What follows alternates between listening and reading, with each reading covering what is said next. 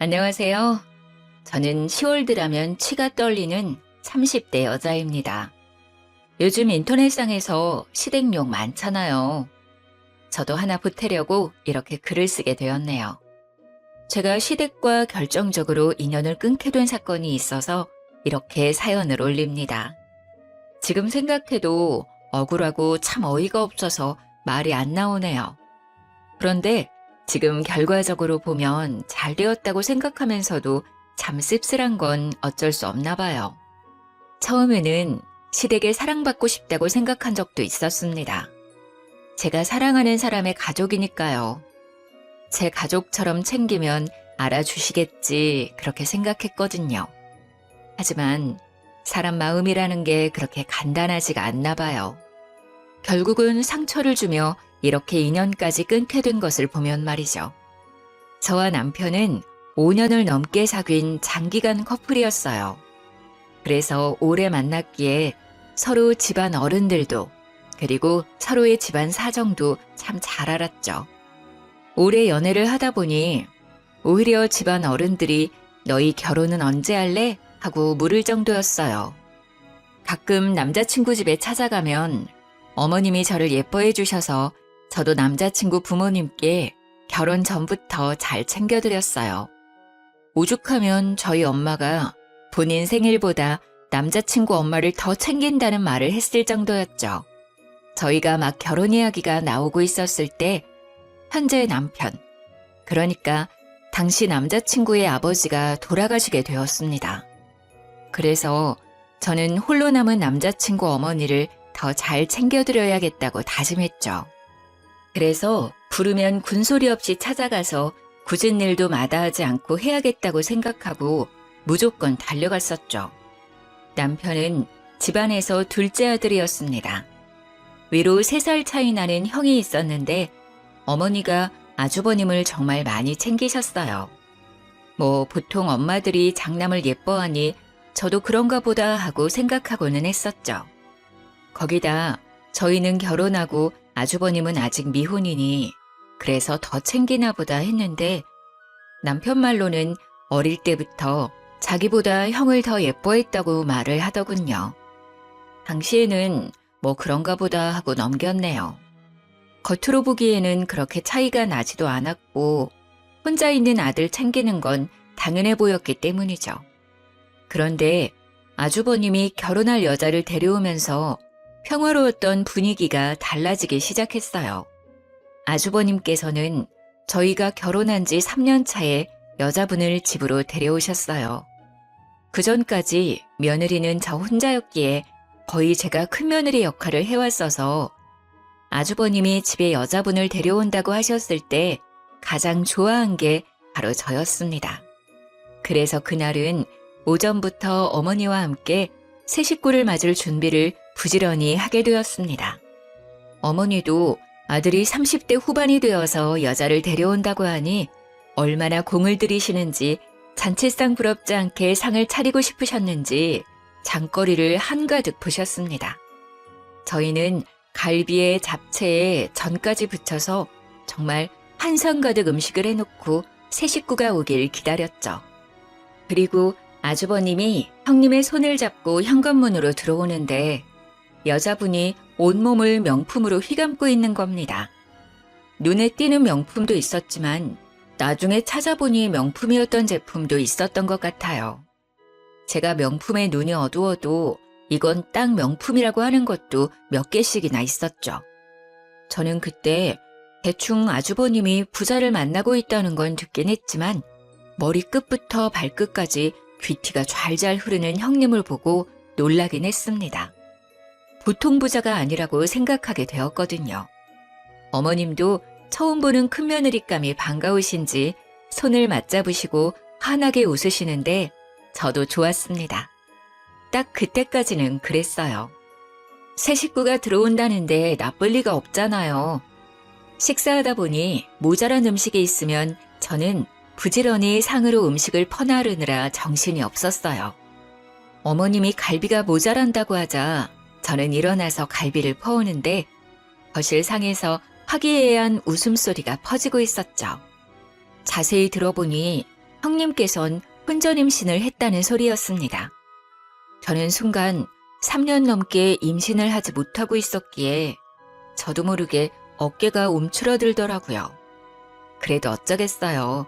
집안의 축복인 건 맞죠. 하지만 저를 속상하게 했던 건 형님의 임신 소식이 아니었습니다. 바로 너무도 바뀌어버린 어머님의 행동이셨죠. 제가 갈비를 상위에 내려놓자 어머님이 형님의 손을 꽉 붙잡고 말씀을 하셨어요. 어머, 요즘은 아이를 다 혼수로 가져온다더니 참말이네. 정말 예쁘기도 해라. 우리에게 오자마자 장손까지 만들어 오고. 고생했다. 여기 갈비 먹어라. 잘 먹어야 아기가 잘 자라지. 그때 저희 남편이 제 눈치가 보이는지 갈비 한 조각을 제 밥그릇에 올려놓았어요. 아이를 가지기 위해 그동안 노력해왔는데 아직 가지지 못하고 형이 먼저 가졌다고 하니 제가 신경이 쓰였나 봐요.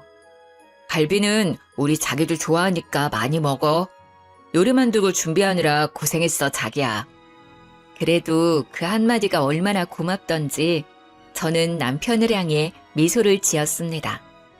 그런데 어머님이 저를 슬쩍 보시더니 네가 한 게 뭐 있다고? 그러시면서 갈비를 형님 앞으로 밀어놓으셨어요.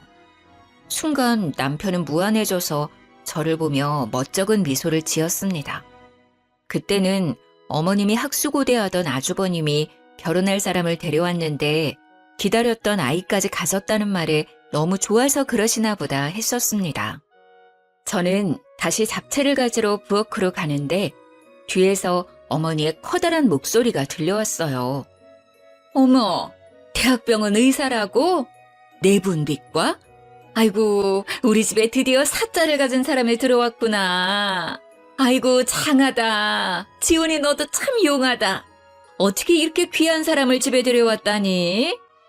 참 우리 집에 복덩이가 들어왔구나. 저는 잔뜩 들떠있는 어머님의 목소리를 들으며 집이 정말 잔치 분위기라고 생각했습니다. 그렇게 분위기 좋게 식사를 마치고 어머님과 아주버님과 미래의 형님은 이제 결혼 이야기를 하셨어요. 그 상을 치우는 것은 또 저의 몫이었기에 혼자 사부작거리며 상을 치우고 있는데 남편도 그 자리에 앉아있기가 그랬는지 저를 도와 상을 같이 치워주더라고요. 고생했다고 저를 다독이는데 그 손길이 너무 고마웠어요. 아침부터 힘들게 부지런히 요리하고 상을 차렸어도 고생했다는 한마디 못 들을 줄 몰랐습니다. 그런데 남편이 그 맘을 알아주니 속상한 마음이 사르르 녹아내렸죠. 상을 치우고 과일을 내가는데 형님이 어머님께 선물이라고 명품 가방을 떡하니 내놓더라고요. 어머님은 너무 좋아하시며 잇몸이 만개하게 찢어지셨어요. 의사니까 역시 돈도 잘 버는 거겠죠. 어머님의 커다래진 입을 보는데 제가 괜히 죄송해지더라고요. 저렇게 좋아하실 줄 알았으면 하나 사드리는 건데 하는 마음이 드는 겁니다. 제가 사드린 건 명품은 아니어도 국내 유명 브랜드들이었거든요. 역시 어머님도 여자셨던 거죠. 어머니는 명품 가방을 품에 안으시고 예비 형님을 향해 말을 하셨어요. 뱃속에 아이도 있는데 결혼을 서둘러야지. 배가 나오기 전에 빨리 서둘러야겠구나. 시어머니의 말에 예비 형님이 난감한 표정을 지으시더라고요. 그런데 제가 너무 바빠서요, 어머니. 결혼 준비를 제대로 할 수 있을지 걱정이에요. 병원 일이 생각보다 한가한 일이 아니라서요. 어머님은 형님의 손을 꽉 잡으시며 활짝 웃으셨죠. 그럼 알다마다 큰일 하는데 바쁜 거 내가 다 알지. 결혼식 걱정은 하지도 말아라. 내가 다 준비하마. 여기 한가한 너희 동서도 있잖아. 그렇지, 작은 애야? 네가 결혼 준비하는 것 좀 도와주려무나. 저는 사과를 깎다가 두 눈을 동그랗게 떴죠. 아주버님의 결혼식을 제가 준비하다니요? 그것도 잘못하면 욕먹기 딱 좋은 결혼식을 말이죠. 저는 어색한 미소를 띄었습니다. 죄송해서 어쩌죠? 저도 요즘 회사 일이 바빠서 도와드리기 힘들 것 같네요. 그래도 본인들이 준비하는 게 더 마음에 들지 않을까요? 어머님은 제 말이 마음에 안 드셨는지 저를 흘겨보셨어요. 무슨 직장이 시간 조정 하나 마음대로 못한다니? 그래서 다른 일은 할 수 있겠어? 서로 어려울 때 돕고해야 형제 우애가 좋아지고 그러는 건데. 아니에요, 어머니. 제가 바빠도 시간 내서 해볼게요. 동서 곤란하게 해서 미안해. 아니다, 내가 준비하마. 바쁜 네가 시간을 어떻게 빼려고 해. 뱃속에 애도 있는데 그럴 필요 없어. 저는 잠시 그 자리에 있는데도 벌써 숨이 막혀왔습니다. 어머니와 형님만이 다른 세상에 있는 것 같이 느껴졌는데 저는 딱 그 자리에 그냥 옆에 세워진 병풍 같은 존재 같았어요. 아직 결혼 전부터 이렇게 살얼음 판인데 결혼하면 또 얼마나 달라지려나 하는 불안이 엄습해왔습니다. 왜 그런 느낌은 딱딱 잘도 들어맞는 것인지 모르겠어요. 형님은 결혼 전부터 보통이 아니셨습니다. 그렇게 형님의 결혼은 어머님 주도 아래 수월하게 이루어지게 되었어요. 두 분 결혼식이 한 달 앞으로 다가왔을 때 우리는 다시 시댁에 모이게 되었습니다.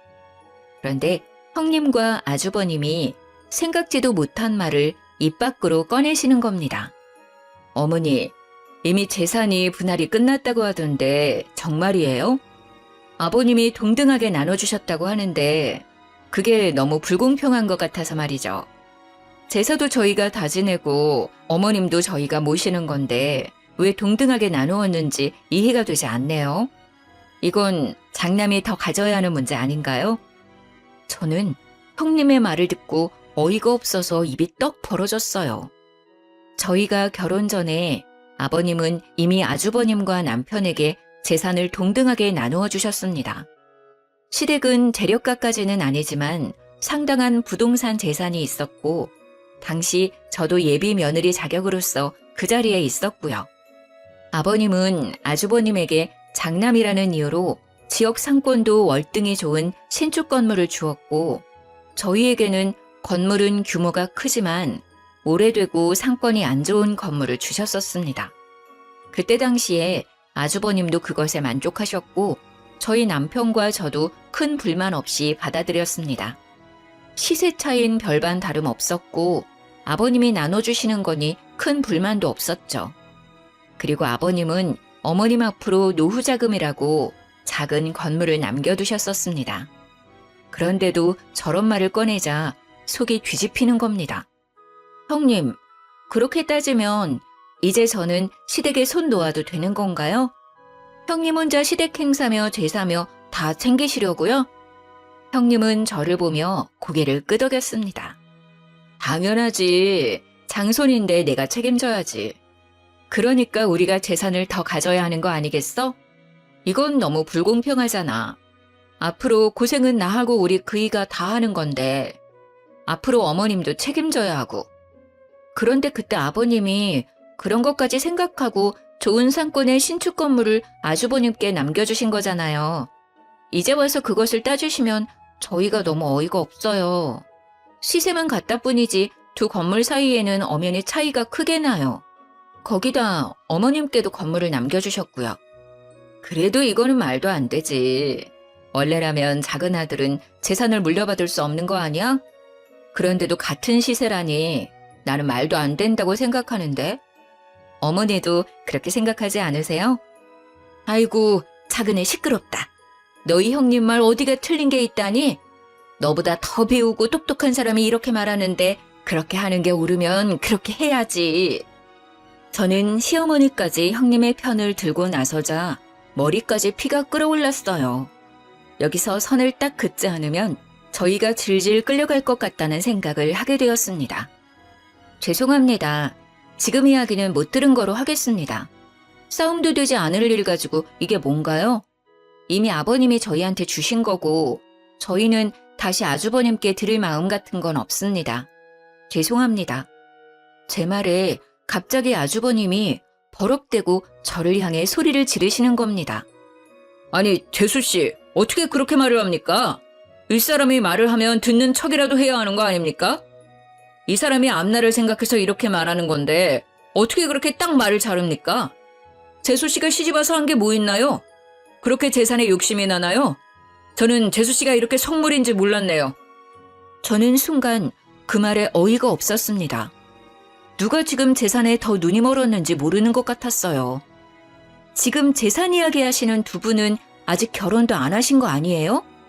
결혼 생활 한참 하시고 힘들어서 이런 이야기 하는 거면 이해라도 하려고 노력이라도 해보겠는데 이건 경우가 아니죠. 너는 윗사람한테 무슨 말을 그렇게 하는 거니? 어디서 배워먹은 버르장머리가 그래. 윗사람들이 아니다 하면 구분구분 말을 들을 연구를 해야지 어디서 따박따박 말대답을 하는 거야. 두 분이 한꺼번에 저를 향해 그렇게 말하니 속이 정말 뒤집힐 것 같았습니다. 어머니, 정말 말 한 번 잘하셨네요. 제가 장남이니까 더 갖는 게 옳죠. 재수씨, 아버지가 주신 건물 주세요 그럼. 이렇게 긴 이야기 할 필요도 없고 서로 얼굴 붉힐 일도 없을 것 같네요. 가만히 우리들의 이야기를 듣고 있던 남편이 이제 참지 못하겠는지 제 손을 잡아서 일으켜 세웠어요. 도저히 가만히 듣고 있기가 불편하네.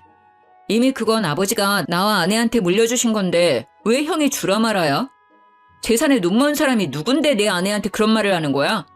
이미 끝난 이야기니까 더 이상 할 얘기도 아닌 것 같네. 우리는 그만 집에 가야 할 것 같아. 가자 자기야. 그렇게 저희는 집으로 돌아왔습니다. 돌아오는데도 정말 두 눈이 시뻘개진 두 사람의 얼굴이 눈앞에 어른거리는 겁니다. 어디서부터 잘못된 것인지 길게 한숨이 쏟아져 나왔어요. 하지만 그때는 그게 시작에 불과했다는 걸 우리 모두 알지 못했습니다. 두 사람은 무사히 결혼식을 올렸고 일주일간 신혼여행을 떠났습니다. 그리고 그렇게 복잡한 타이밍에 저는 그토록 기다리던 임신을 하게 되었어요. 남편은 저의 임신에 너무 기뻐하면서 형님 내외가 신혼여행에서 돌아오면 말하자고 너무 좋아하는 겁니다. 저도 드디어 아이의 엄마가 됐다는 뿌듯함과 함께 시댁을 찾았습니다. 모두가 둘러앉자 남편은 활짝 웃으며 제가 임신했다고 공개를 했어요. 모두 놀라지 마세요. 우리 집에 또 경사가 있어요. 제 아내가 드디어 임신하게 되었어요. 자기야, 그동안 고생했어. 정말 잘했어. 남편의 말이 끝이 나자 형님이 갑자기 대성통곡을 하기 시작하는 겁니다. 통곡은 점점 심해지더니 자지러질 정도로 눈물을 펑펑 흘리는데 저와 남편은 꿀먹은 벙어리가 되고 말았습니다. 어머님과 아주버님은 형님을 달래는데 저희는 무슨 상황인지 모르니 가만히 상황을 지켜볼 뿐이었죠.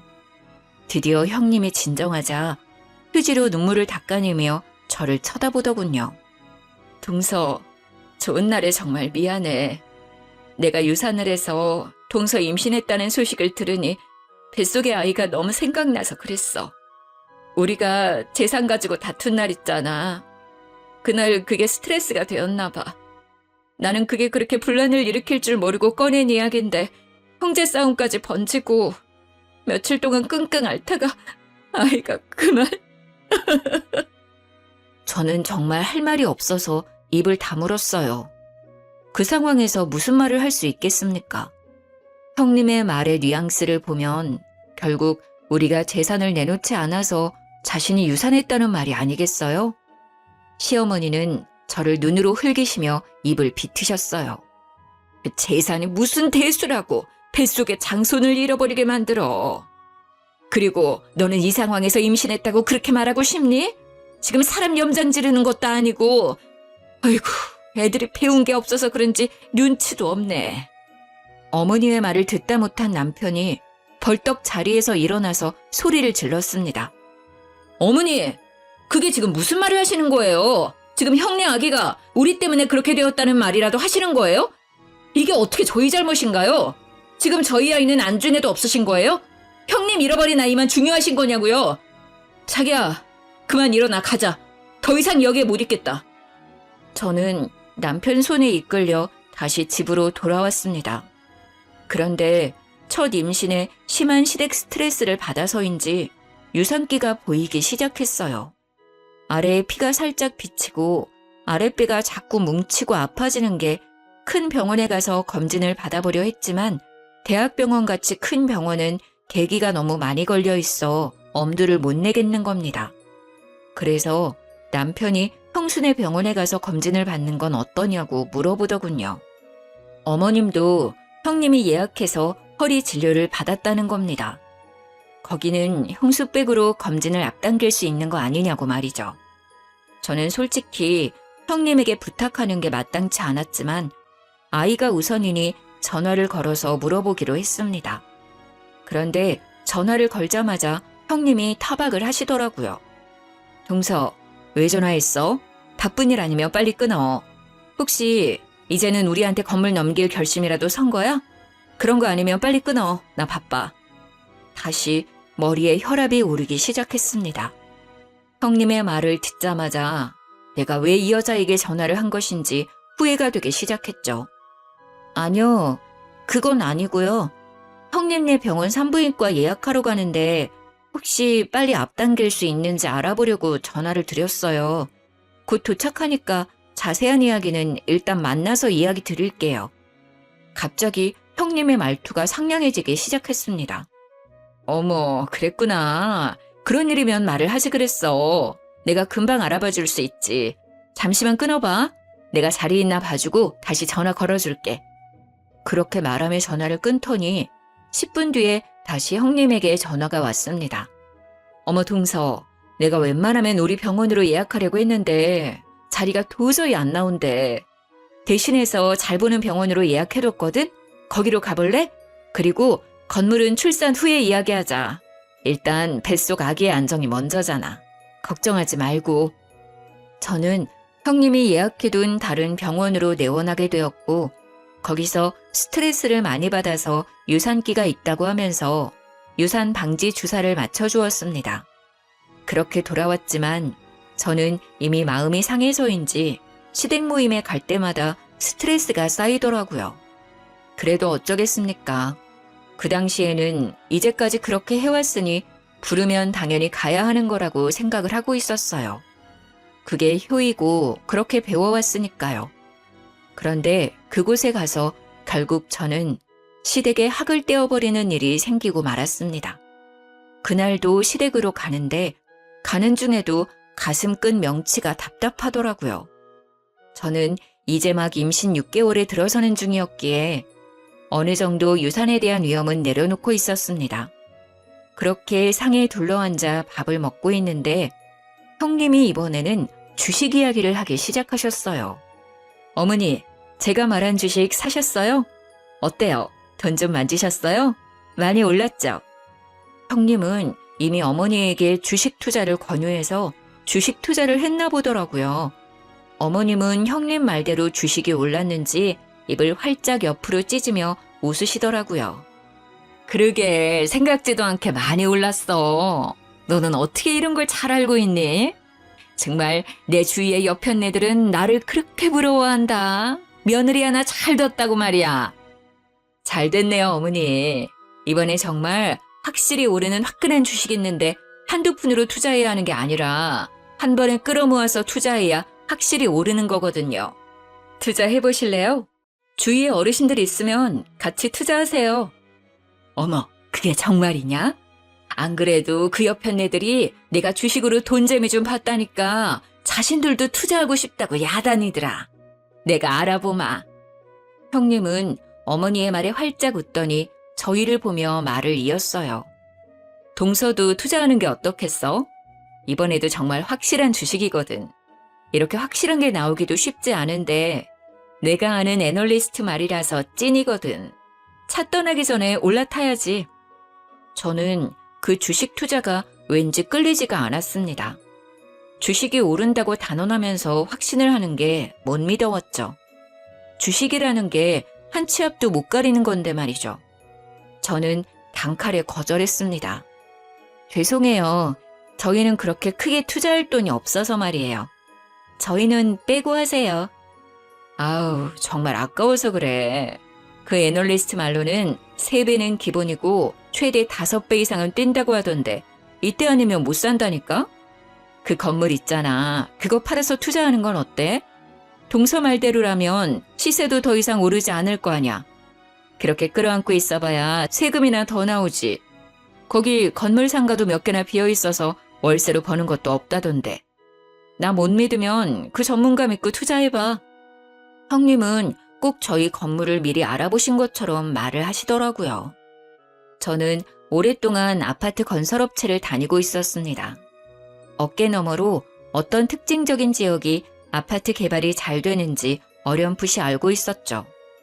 처음에는 잘 몰랐지만 아버님이 물려주신 건물을 보고 나서야 이곳이 잘하면 재개발이 들어갈지도 모르겠다는 생각을 하게 되었습니다. 문제는 그게 언제가 될지 그리고 재개발 허가가 날지 모르는 상태이지만 저는 그 당시에 이 지역은 언젠가 재개발이 된다고 생각을 하고 있었어요. 그래서 형님에게 건물을 팔지 않겠다고 말을 했죠. 아니요, 괜찮아요. 아무래도 거기가 곧 재개발이 들어갈 것 같아서 그래요. 그래서 손해라도 당분간 건물 가지고 있자고 남편하고 말을 해두었어요. 제 말을 듣더니 갑자기 형님의 두 눈이 커다래지더군요. 동서, 정말 해도 너무한다. 그런 건물을 가져간 거야? 어떻게 우리한테는 한마디도 없이 그런 곳을 가지고 갈 수가 있어? 미리 알고 그 건물 가져간 거야? 우리 그이 몰래 건물 빼돌린 거 아니야?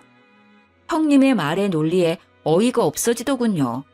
건물을 빼돌리다니 어떻게 저런 말을 할 수가 있는 건지 당최 이해가 되지 않는 겁니다. 무슨 말을 그렇게 하세요? 저희도 아버님께 물려받고 눈으로 직접 건물 보고 재개발에 들어갈 것 같다는 거 안 거고요. 아직 재개발 뜬 것도 아니고 그럴 것 같다고 분명 말씀드렸잖아요. 그런데 무슨 건물을 빼돌려요? 저희는 정말 아버님이 주신 대로만 받은 건데 그리고 제가 회사 다니면서 지역이랑 흐름 보고 저 스스로 판단해서 그렇게 말한 거예요. 형님, 정말 말을 이상하게 하시는 거 아니에요? 그게 말이 되는 거야? 아버님이 주신다고 그런 낡은 건물을 얌전히 받았다고? 그게 더 이상하지. 분명 뒤에서 아버님에게 무슨 말을 했으니 이렇게 된 거 아니겠어? 어머니, 이거 사기 아니에요? 좋은 건물 차지하려는 것 같은데 어머니, 아무리 생각해도 이건 아닌 것 같아요. 저는 정말 미치고 팔짝 뛸 것 같은데 그 당시 아버님 옆에 계셨던 어머님까지 저를 몰아가는 겁니다. 큰아기 말을 듣고 보니 그렇구나. 너 정말 건물 노리고 그런 거니? 정말 사람 하나 잘못 들여서 내가 별꼴을 다 보는구나. 너 이게 무슨 경우냐? 어? 아무리 재산이 탐이 나도 그렇지. 그렇게 노른자 땅을 홀라당 가지고 가서 너 혼자 잘 먹고 잘 살려고 했니? 말하는 꼬락서니도 아주 뻔뻔하게 시리. 정말 그 말이 사실이면 저도 가만히 있지 못하겠습니다. 재수씨, 이건 법적으로 사실 여부를 따져봐야 하는 겁니다. 사실이라면 지금이라도 이실직고 하세요. 순간 머리 꼭지가 돌면서 아랫배가 뭉치는 겁니다. 밑이 빠질 것처럼 아픈데 저는 배를 움켜쥐고 옆으로 쓰러졌어요. 어머니는 그 순간까지 저를 보고 타박을 하시는 겁니다. 얼씨구, 이제 내가 뭐라고 한다고 아프다고 생쇼를 하는구나. 정말 너 그렇게 안 봤는데 꼬리가 9 달린 여우 아니냐? 나 몰래 얼마나 너희 시아버지를 구워 삶은 거야. 안 일어나? 치하지 말고 일어나! 저는 배가 아파서 식은땀이 흐르기 시작했어요. 저를 잡고 있던 남편은 제 손을 꽉 잡고 일으켜 세웠어요. 제발 억지 좀 부리지 마세요. 사람이 쓰러졌는데 계속 그런 이야기가 나옵니까? 자기야, 병원 가자. 이대로 안 되겠어. 저는 남편과 함께 급히 병원으로 향했습니다. 저를 본 의사는 하마터면 조산할 뻔했다고 도대체 갑자기 왜 이렇게 되었냐고 물어보는 겁니다. 저는 스트레스를 많이 받았다고 하니 자궁 경부 길이가 아주 짧아졌다고 했습니다. 결국 자궁 경부를 묶고도 위험하다고 남은 임신 기간은 병원 침대에 누워 있어야 한다는 겁니다. 서 있으면 밑이 빠질 것 같은 느낌에 배에 수축이 왔거든요. 병원 침대에 누워 있는데 괜히 서러워지는 겁니다. 보통 다둥이 가진 산모나 이렇게 한다는데 세상 원망이 다 남편한테 쏠렸습니다. 저는 아무 죄 없는 남편을 보고 윽박을 질렀습니다. 나 다시는 시댁 안 가. 이게 뭐야 진짜. 어렵게 아이 가졌는데 축하는 못할 망정 하마터면 우리 아이 잃을 뻔했잖아. 나한테 다시는 시댁 가자고 말하지 마. 다시 또 나랑 시댁에 가자고 하면 나 당신이랑 이혼할 거야. 알겠어? 눈물이 나오는데 남편이 제 손을 꽉 잡더라고요. 알겠어. 안 가도 돼. 그동안 고생했어. 우리 집 일은 이제 내가 알아서 할게. 당신은 우리 아이 걱정만 하면 돼. 다시는 당신 속썩이는 일 없이 할 거야. 내가 미안해. 당신 고생시켜서. 그 말을 듣는데 다시 눈물이 왈칵 쏟아졌습니다. 그동안 참아왔던 서러움이 한꺼번에 터져나왔습니다. 예쁨 받고 싶고 사랑받고 싶어서 열심히 노력한다고 한 것 같은데 어디서부터 잘못되었는지 모르겠네요. 저는 그렇게 완전히 시댁과 단절을 하고 4개월을 침대에서 더 버텨 무사히 제 품에 딸을 안았습니다. 작은 얼굴에 오밀조밀 예쁜 얼굴을 보니 그제야 좀 숨통이 트이는 것 같았어요. 그렇게 아이를 키우느라 몇 달을 정신없이 보내긴 했어도 아무 걱정 없이 우리 세 식구만 챙기면 되니 스트레스로 인한 두통도 명치에 답답한 것도 사라졌죠. 남편이 오기를 기다리며 저녁을 준비하고 같이 식사를 하는데 남편이 시댁 이야기를 꺼내더라고요. 나 밥 먹고 잠시 본가에 다녀올게. 집에 무슨 일이 있는지 오늘 어머니에게 전화가 왔더라고. 울면서 전화를 하셨는데 갑자기 형수랑 연락이 안 된다고 하시더라고. 형도 갑자기 형수가 사라져서 이리저리 찾아보고 있는데 하루아침에 사라져버려서 둘 다 많이 놀랐나 봐. 저는 아이에게 이유식을 먹이다가 남편을 쳐다보았어요. 형님이 갑자기 사라졌다니 말이 나오지 않았어요. 거의 1년 가까이 시댁 일에는 신경 쓰지 않고 있어서 따로 형님과도 연락하고 있지 않았기에 저는 남편이 들려주는 시댁 이야기로만 소식을 전해 들었습니다. 남편은 시댁을 다녀와서 한숨을 푹 내쉬더라고요. 저는 그때야 무슨 일이 크게 났다는 걸 깨달았어요. 무슨 일이야? 큰일이 난 거야? 형님은 찾았어? 어디 계시는데? 일단 신고는 해놨는데 그게 좀 이상해. 형이 형수가 사라지고 일하는 대학병원에 가서 형수를 찾으니까 없는 사람이라고 했다는 거야. 그런 사람은 자신의 병원에 근무하지 않는 의사라고 하더라고. 분명 어머니가 몇 달 전에 허리 때문에 병원에서 형수 이름으로 진료 예약하고 진료를 받았고 병원 홀에서 의사 가운 입고 있는 것도 봤다고 하니까 간호사가 형수 이름으로 진료 예약된 것은 맞는데 의사로 근무하는 사람은 없다는 거야. 간호사까지 통틀어서 직원 명단을 봐도 형수 이름은 없대. 어머님은 그 말 듣고 지금 쓰러져서 병원에 계셔. 남편의 말에 저는 당황했습니다. 분명 우리는 형님이 그 대학병원 의사라는 것에 아무 의심이 없었습니다. 어머님이나 아주버님이 병원 홀에서 의사 가운을 입고 있는 형님을 만났다고 했으니까요. 그런데 막상 병원에서 형님은 그 병원 의사가 아니라고 하는 겁니다. 하지만 남편의 말은 거기서 끝이 아니었습니다. 그래서 경찰서에 가서 실종 신고를 하면서 정황을 이야기했더니 경찰의 말로는 사기꾼한테 당한 것 같다고 하더라고. 일부러 처음부터 형의 재산과 우리 집 재산을 노리고 들어온 전문 사기꾼 같다고. 그럼 형님, 아니지, 그 사기꾼을 다시 찾을 수 없다는 거야? 그런데 그때 어머님이 홀레당 주식 투자한다고 하시지 않았어? 그건 어떻게 된 거야? 그것도 가지고 도망간 거야? 지금 그게 가장 큰 문제야. 나도 그게 걱정되어서 물어봤더니 이미 어머니하고 형하고 건물까지 다 팔아서 그 주식에 투자했대. 경찰 말로는 그런 주식 자체가 없다는 거야. 아마 현금으로 돌려서 빼돌리기 위한 거짓말이라고 하는데 형수의 신원도 가짜고. 지금 조회 중이긴 한데 보통 이런 경우는 이미 해외로 도주했을 거라고 말하더라고. 신원이 가짜라니 무슨 말이야? 혼인신고 했을 거 아니야? 그게 형수가 일이 너무 바쁘다고 혼인신고를 미루자고 해서 혼인신고를 아직도 하지 않았다더라. 그래서 신원 추적이 늦어지고 있어. 정말 어머님은 믿는 도끼에 크게 발등을 찍히고 마셨던 거죠. 온 식구들을 속이고 시댁과 아주버님의 재산을 몽땅 갖고 튄 그 사기꾼은 몇 달 수사 끝에 필리핀으로 도주를 했다는 것을 경찰에서 밝혀냈다고 하더군요. 어머니는 쓰러진 뒤로 중풍이 오셔서 말도 어눌해지고 한쪽 몸이 마비가 오셨다고 해요. 문제는 어머님이 또 없는 돈까지 끌어다가 사기꾼에게 투자해버려서 빚도 상당하다는 겁니다. 하루에 몇 번씩 병원으로 빚쟁이들이 들락거린다고 하더라고요.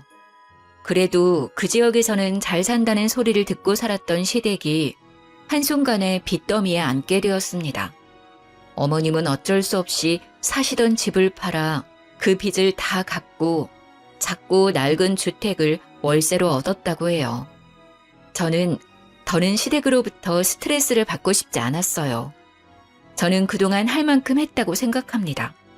그리고 이건 어머니가 자초한 것으로 생각하기도 했고요.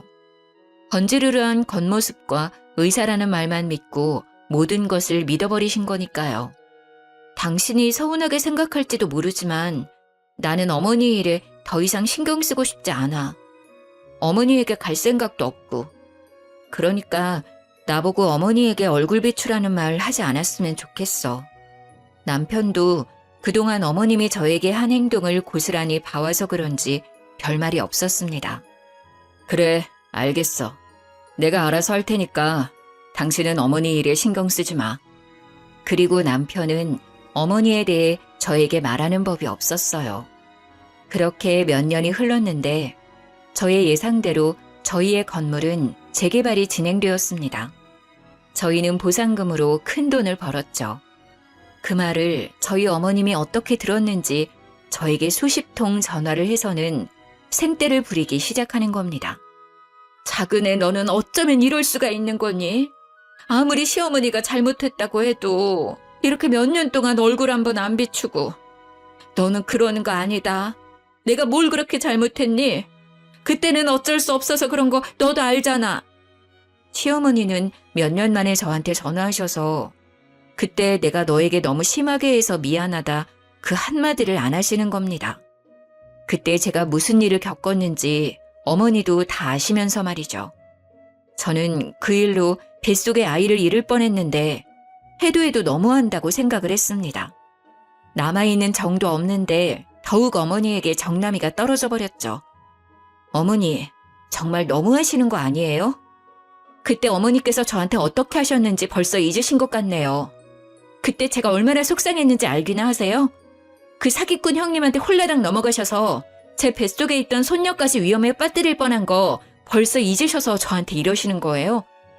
지금도 가끔 생각하면 명치 끝이 뜨겁고 답답해져요. 그런데 전화해서 그때는 어쩔 수 없었다니요? 어머니는 다 알고 계셨잖아요. 그게 차별이고 폭력이란 거 알면서도 형님이 사주는 명품 가방에 넋이 나가신 거죠. 형님의 배경에 눈이 멀었던 거고요. 다시는 저랑 제 딸 얼굴 보려고 하지 마세요. 너는 어쩜 애가 하나도 안 변하니? 사람이 다 실수하면서 사는 거지. 가족끼리 그렇게 일일이 따져가면서 살면 안 된다는 거 안 배웠냐? 너희 건물 재개발 들어갔다는 거 다 안다. 보상금도 넉넉하게 받았다며. 그거 내놔라. 내 남편이 피땀 흘려서 벌어놓은 재산이잖니. 어떻게 그렇게 큰 돈을 벌어놓고 이렇게까지 매정하게 구는지 나는 알다가도 모르겠구나. 내 남편이 준 거니 나도 받을 권리 충분히 있다고 생각한다. 저는 어머니 말에 기가 막혀왔어요. 돌아가신 아버님이 피땀 흘려 일구어 놓은 재산을 홀라당 말아먹은 건 어머니면서 저희 건물 보상금을 내놓으라는 겁니다. 어머니, 저는 어머니가 아버님 재산을 그렇게까지 귀하게 생각하실 줄 몰랐네요. 저는 그렇게 귀했다면 그 사기꾼한테 건물 팔아서 돈 넘길 때 좀 더 자세히 알아봤을 거예요. 어떻게 한 사람 말만 믿고 그 많은 재산을 넘겨주었는지 저는 아직도 이해가 안 돼요. 그리고 이건 저희가 그때 현명하게 판단해서 지켜낸 거 아닌가요? 어머님이 저에게 그 사기꾼에게 건물 안 넘긴다고 그렇게 구박하던 거 하나도 빼놓지 않고 기억하고 있어요. 그래서 저희가 그나마 거짓골 면하고 사는 거고요. 그러니까 다시 이런 전화하지 않으셨으면 좋겠네요. 이제 전화하셔도 이런 이야기 하시면 전화 끊을 거예요. 저는 어머님의 말을 단칼에 거절했습니다. 그렇지 않으면 어머님 성격에 다시 돈을 달라고 전화를 하실 거니까요. 아주버님은 저에게 미안한지 몇 년이 지나도 얼굴 한번 안 비추고 남편만 연락을 주고받더군요. 남편 말로는 지금은 그 여자를 찾아서 외국에 나가 있다고 하네요. 간간히 서로 연락은 주고받고 있지만 그 여자가 얼마나 꼭꼭 숨어버렸는지 몇 년을 찾아도 머리카락도 안 보인다고 말을 하더군요. 저는 그래도 혹시나 해서 남편을 흘겨보았어요. 혹시 어머님이나 아주버님께 돈이나 이런 거 주고 하는 거 아니지? 그러지 마. 그러면 나 정말 화낼 거야. 남편은 저를 보며 팔짝 뛰더라고요. 내가 미쳤어? 돈을 왜 줘? 형은 나한테 그런 말 미안해서라도 꺼내지도 않아. 자기한테 미안하다고 전해주라는 말만 계속하더라. 자기도 그렇게 속을 줄 몰랐다고. 어머님은 나한테 돈 달라고 전화는 하지만 나는 안 된다고 했어. 병원비는 내드리고 있지만 다른 돈은 안 드린다고 확실히 선 그었어. 나도 말이야, 어머니에게 서운한 게 한두 개가 아니야. 어릴 때부터 어머니는 유독 형만 예뻐했으니까. 당신도 이미 질릴 만큼 봤잖아. 저도 남편이 어머님의 병원비를 내고 있다는 것을 알고 있었습니다. 결혼 전부터 어머님이 아주버님을 알뜰히 챙기는 것을 봐오긴 했지만 어린 시절부터 그런 모습을 봐온 남편도 결혼 후까지 그러니 이제 진절머리가 난 듯 했습니다. 알겠어. 병원비는 내드려야지. 그 정도는 나도 괜찮다고 생각은 해. 하지만 그 이상은 안 도와드리는 게 옳다고 생각해. 그리고 나는 다시 시댁일에는 손대고 싶지 않아. 그건 당신이 이해해줬으면 좋겠어. 남편은 알겠다고 자신의 집일에 신경 쓰지 않아도 된다고 했습니다. 어머님과 완전히 연을 끊고 지낼 수는 없겠지만 그래도 우리 부부는 시댁에 경제적인 도움은 주지 않겠다고 어머님께 확실히 선을 그었습니다. 어머님도 이제는 저희에게 돈을 받아낼 수 있다는 생각은 버리셨는지 저에게는 전화도 더 이상 오지 않고 있네요. 가끔 밖에 나가서 폐지를 주우셔서 생활비에 보태 쓴다고 남편이 말을 해주더군요. 일평생을 곱게 사셨던 분이셨는데 집에 사람 하나 잘못 들여서 고초를 겪게 되신 거죠. 저의 사연은 여기까지입니다. 저는 토끼 같은 딸과 남편과 함께 잘 지내고 있어요. 명절에는 시댁에는 가지 않으니 저희 세 식구는 여행을 다니고 있습니다. 아마 그런 일이 없었다면 저희도 다른 집들처럼 시모도 함께 여행을 다녔을 수도 있었겠죠. 하지만 이미 지난 일을 떠올려봤자 어쩌겠어요. 나쁜 기억은 빨리 털어버리고 일어서야죠. 가끔은 믿었던 사람에게 가장 많이 상처를 받기도 하는 것 같아요. 하지만 서로 상처 주는 사이라면 서로 안 보고 사는 것도 좋은 방법인 것 같습니다. 조금은 멀리 떨어져 서로의 소중한 것을 생각해 보는 게 어떨까 싶네요. 모두 행복해지길 바라면서 이만 글을 드리겠습니다.